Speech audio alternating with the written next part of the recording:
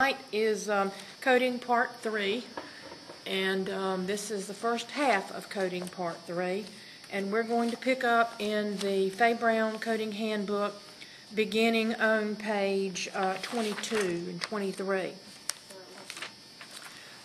When we do so, these are some of the special rules of coding and the selection of principal diagnosis, and there's really no easy way to give them to you.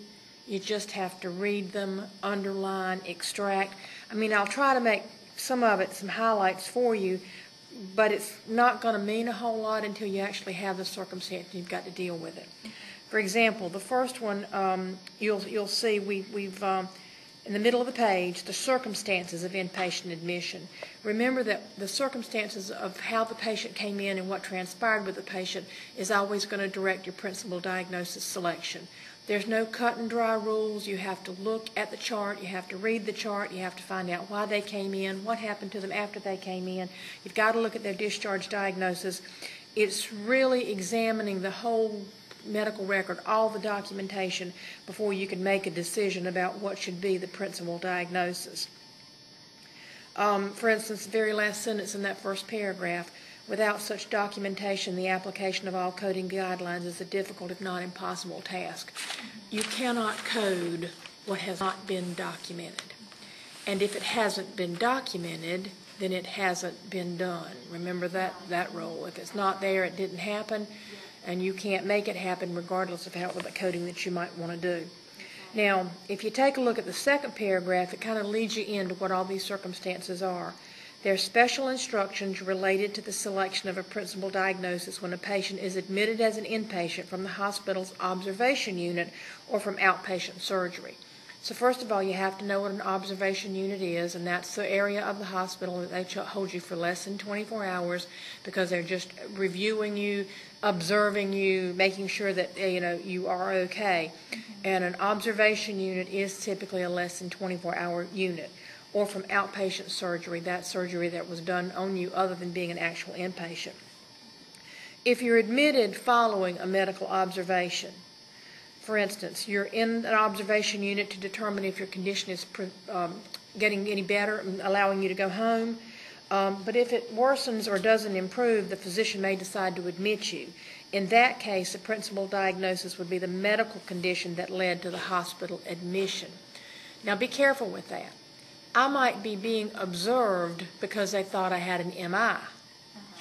But by the time that happened, maybe something else happened, like I fell off the bed and I hit my head.